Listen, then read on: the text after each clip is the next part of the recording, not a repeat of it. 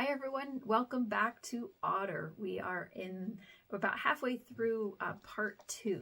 So part 2 is called How to Be an Otter Pup. And in our last video, we read the first half of part 2. And today we are starting with Mystery, and we're going to finish part 2. Another question lingered, one without an easy answer. What had happened to 156's mother? They'd searched hard after 156 was discovered, but pups and their mothers were often separated during violent storms. Sometimes with human help they could be reunited, but rescuers couldn't waste time when a stranded pup was in danger of dying. Now here they were yet again, pretending to be what they never could be, otter moms. Keystones. People often ask them, why try so hard to save one little otter? Look at an old building sometime, they'd answer. Look at an arched door, or maybe a vaulted ceiling. See that wedge-shaped topmost stone? A keystone, that's called, and without it everything falls, like a tower of blocks or a house of cards. It's the same with keystone species. Beavers, wolves, prairie dogs, bees, desert tortoises, sea otters. They are nature's glue, holding habitats together. Without otters, sea urchins, purple as a bruise, gobble kelp forests until the ocean floor becomes a barren wasteland. When enough sea otters eat enough sea urchins, though, all is well, and the arch endures. It sounds so simple, but then so does stacking blocks into towers, and we all know how easy it is to topple those. Fun. And so they kept at it, pretending to be otters, doing what they could to keep 156 alive and happy.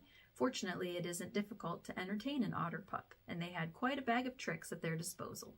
Shells and algae, urchins and rocks. Their motto was simple. If it belonged to a wild otter's world, it was worth a try. Car wash kelp. A few otters at the aquarium could never return to the wild, and for them, another way to play came from an unexpected source. A large display tank at the aquarium had once featured real kelp, but its otter guests were rowdy, prone to partying, and so the management had to improvise. Instead of living kelp, strands of rough fabric now drifted, the kind at the car wash, sliding over windshields bathed in bubbles. The otters could work with it. They were an adaptable sort, and at the end of the day, play was play. Riding the waves. For 156 in her little pool, the aquarists would sometimes dangle a frond of real kelp, so she could grab it, hanging on while they towed her across the water. Soon she would understand how to use kelp as a pup sitter, just like her mother. Soon she would learn to deep dive, to open muscles, to know which predators to fear. Such a long to-do list it was, and they had so little time. Every hour with humans meant an hour otter might become more attached to them. And the more attached she grew, the less willing she might be to find the freedom she deserved. Changes. For Otter, the shells and rocks and outdoor pool were delightful, but just as exciting was the arrival of solid food. One day, bits of fishy glop appeared for her consideration. Otter sniffed the tempting goo, ever curious, then took a taste. It was the ocean. Wasn't this how her mother had smelled when she returned from a dive? Otter could no longer recall her mother's touch, but this reminder of life on the waves was still fresh in her heart. She was eating the ocean, and oh my, how delicious it tasted. Coincidence.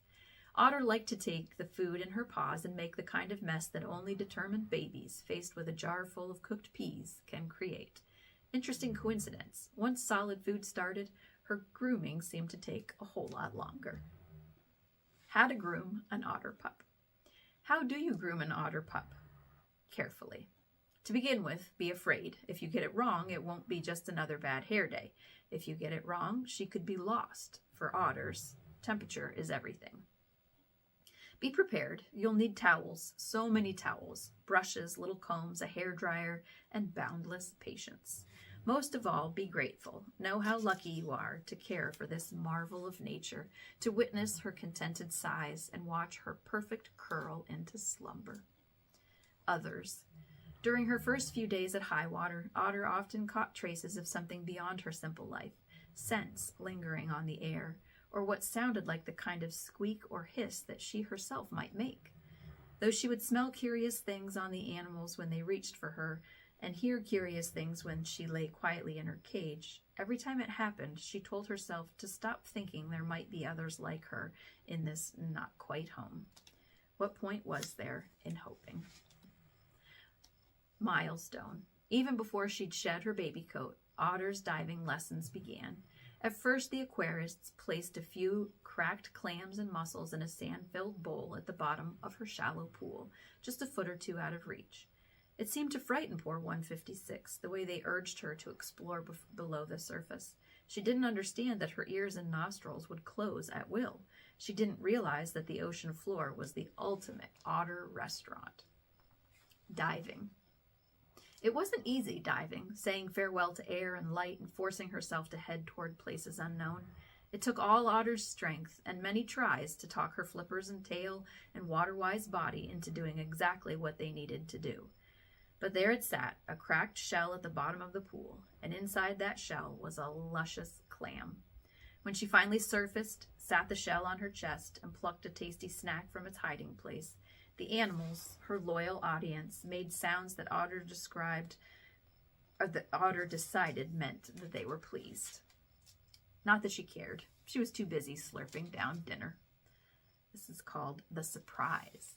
The next morning it was time for another diving lesson, but instead of taking Otter to the outdoor pool she knew so well, the animals carried her to an unfamiliar place. The smells were enticing, and the room echoed with noise, lots of it, splashing, bubbling, thumping, squealing. Were those otter scents? Otter sounds? Otter, being Otter, didn't hesitate a moment. She plunged into a huge pool decked out like a miniature ocean. The water had smooth, clear sides. She bumped her nose on invisible walls before figuring that out, and it took a while to reach the faraway sandy bottom littered with lovely shells. Small, restless creatures shimmied past, colorful but confusing. Fish she remembered learning from her mother, and fronds of fake kelp swayed in a slow-motion hula. But only one thing mattered to Otter, and as she returned to the surface, she had her answer. Welcome. Welcome to the tank, youngster, said a large, female, silver-tinged animal. An otter. Surrounded. Two elderly otters approached her, quite determined to sniff and nudge until they assured themselves she belonged with them. Despite her curiosity, Otter felt overwhelmed, surrounded by such nosy strangers. She tried to climb out of the tank to the safety of her little cage, back to the animals who'd brought her, but there was no way out, no ramp or easy exit. They want you in here, explained the smaller female. It's about learning to deep dive. I know how to dive, said Otter. Just wait till you see the ocean, the otter replied. Just a pup. I was born in the ocean, Otter said, circling warily. I wonder if she's permanent, asked the other otter. She had long, thick whiskers and a notch in one of her flippers. Poor dear, said the smaller female. She looks nervous. Be kind. She's just a pup, Gracie. She turned her gaze on Otter. You're safe with us, little one. Otter swam backward until she rammed the edge of the tank. They call me Holly, said the smaller female, and that's Gracie over there. We've been here forever, Holly said. They decided we weren't fit for the ocean. She gave a toss of her silver head. These days, old and creaky as we are, they're probably right. Listening. Otter scooted here and there, keeping her distance, though she couldn't take her eyes off the two otters. And you are? Asked Holly. It took Otter a moment to realize she'd been asked a question. Well, my mother called me Otter, she answered. But what do they call you here? Holly asked. Are you a number or a name? I'm not sure, Otter said. They only name you if you're staying for good, Gracie said in a voice that sounded like she'd swallowed a fistful of pebbles. Trust me, it's better to be a number. Escape. Otter dove and darted, leaving a frothy trail in her wake. She had so many questions, and those old otters seemed to have plenty of answers. Still, they made her anxious with their talk of names and numbers and permanence. After so much time, shouldn't she be happier to be with otters like her? It made no sense. She longed for the calm of her cage, her shallow pool, her colorful shells with their scented treats. When the big animals finally allowed her to clamber up a ramp, she ran to them as if they were long-lost family, and she felt at that moment that they were. The next step. Every day after that, Otter visited the large tank. Deep dives soon became an effortless joy. While she zipped up and down the tank, perfecting new moves, Otter peppered the otters with questions. They've seen pups like her come and go before, they said. She was there to learn to dive deeper than her usual spot allowed. The pup pool, they called it. Before long, though, Otter would probably be promoted, moved on to the next step, the ocean. Ready. The very idea of returning to a life in the wild filled Otter with a dizzying mix of yearning and dread. Are you sure? She asked them. Why didn't they send you back? We couldn't have survived, Gracie answered. Or so they thought. There were many reasons. Sometimes we're too weak or too attached to life here. She paused. Sometimes we try to return and the ocean simply spits us back.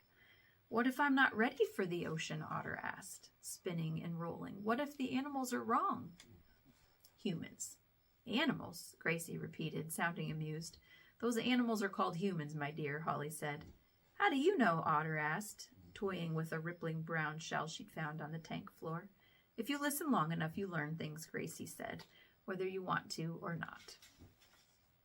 Warning. A memory came back to Otter, a warning shrouded in ocean mist.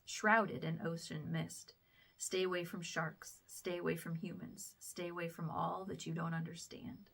More questions poured out, one after another. Should I be afraid of humans? And why would my mother have told me that? And what exactly is a shark? There were sharks in high water, the otters told her, but they lived in their own tanks, and Gracie claimed weren't nearly as popular with the visitors as otters. Her mother was just doing her job, they said, teaching Otter to survive. As for being afraid of humans, that was a bit more complicated. The ones here, at least, were good-hearted. Beyond those stubborn walls of impassable water, though, who could say? Unanswered. Otter never got all the answers she needed. After just a few visits, she graduated from the tank. When it came to diving, she was a superstar. It was time for the teaching to get serious. Before that happened, though, the animals, the humans, took her to the room where they'd first cared for her. They fussed for a while until they'd attached a small, clamshell-sized piece of something flexible to the webbing of her left hind flipper. No matter how fast she swam or kicked or twisted, that something would not come off. It didn't matter to Otter, not as long as she could play in her non-stop way. Tagged. 156 was ready. The aquarists all agreed. They'd tagged her flipper, allowed her to hone her diving skills in the large tank, as if 156 needed help. In any case, the nagging tick of an invisible clock reminded them that time was short for their beloved little Otter. Outside. On a sun-drenched morning, 2 humans, one carrying Otter in her arms, headed outside. The assault of smells was overwhelming. One of Otter's favorite humans was barely recognizable, covered in stretchy new skin that hid his lumbering, furless body. His own flippers had been replaced by larger imitation ones. An improvement, to be sure, but not nearly as nice as her own. Otter blinked, and there it was, the place where she was born. She watched as the water reached out to her, beckoning with its foamy fingers before backing away. Otter squealed and twisted and complained. What were they waiting for? This was where she belonged. Open. The human with new skin and fresh flippers took Otter in his arms and stepped into the surf. Without a pause, she dove. The water was frigid and murky, and the bewildering waves swallowed her down. The noise was deafening. Did the ocean ever stop talking? And Otter realized they'd made a terrible mistake. She wasn't ready for this, not even close to ready. Panic. She was panicking, twisting and flipping, but then there he was, the human, pretending to be an otter. His hand brushed against Otter. He was under the waves, swept along in the same current, moving much the same way she was moving, though not as gracefully. Otter's body relaxed into the swells as she and her almost otter teacher dove deeper. She was no longer afraid because her teacher didn't seem to be. She was with someone who had brought her this far, someone who seemed to think she could go even farther. More lessons. The lessons happened daily, and always Otter's almost otter friend, with his awkward, not-quite flippers, joined her. Days turned to weeks, and quickly her fear turned to bliss. They headed farther and deeper into the water, and at first she never strayed from his side, even when she saw wild otters in the distance. Over time, though, Otter grew bolder, venturing off on her own for a bit. She explored the kelp forest, real kelp at last, where fronds rode the breathing ocean's rise and fall, and sea stars and clams lay like gifts waiting for otters to open. She even perfected a new move, a way to spiral down to the sandy floor in style, a giddy pinwheeling tornado. Why simply dive when she could dazzle? Return. Always when it was time to leave the water behind, Otter wondered why. Why couldn't the two of them stay there forever? Why did they have to leave this endless playground for a place so plain and small? Why bother with kelp clingings when a whole forest of real kelp awaited? Still, Otter allowed him to take her back to high water again and again. He was her teacher, her safe harbor. The quick-tempered bay didn't care if she lived or died there. Otter's dream. One night after a perfect day of diving, Otter dreamed of a pup, a newborn female. She'd had dreams about pups before, but this one was different, haunting and too real. The tiny pup was trapped in knots of kelp, unable to free herself, and Otter was the only one who could hear her desperate calls for help. Otter tried everything, tearing through the kelp with her teeth, her claws, her body, but nothing she did made any difference. She awoke, trembling, the pup's cries still echoing in her mind. It was just a dream, she told herself. Just a dream. The wild otters. The next morning the bay was sullen, as quiet as she'd ever seen it, flat and gray. Diving, as always, with her otter teacher was almost too easy. Urchins were begging to be claimed, and swimming was as effortless as breathing. After surfacing a few times, Otter noticed movement on the horizon. 2 otters swimming, that's all it was. She'd seen others, of course, had even played with a few. And while they always intrigued her, she'd never felt moved to stay with them. But this time, Otter was mesmerized by the way they splashed and cavorted. She couldn't stop watching their spins and somersaults, almost, but not quite, as impressive as her own.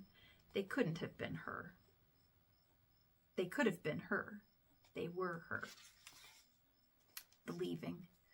It was nothing new seeing those otters, so why did it feel different this time? She was still Otter, tied by invisible threads to her human caretakers. Maybe it was the dream she'd had. Maybe it was the calm, glassy water inviting her to take a chance. Maybe it was the exuberant way the otters owned the waves, the way she loved to move. Maybe it was simply time. Her otter teacher surfaced. She looked at him fondly, the human who knew so little about how to be an otter and yet had taught her so much. He and the other humans had saved her from death. She knew in her heart that she owed them everything, the same way she knew she had to swim away now, this very moment, before she changed her mind. How to say goodbye to an otter. Be hopeful. She's been tagged with ID, and you'll be checking on her constantly. Besides, she's a prodigy in the water.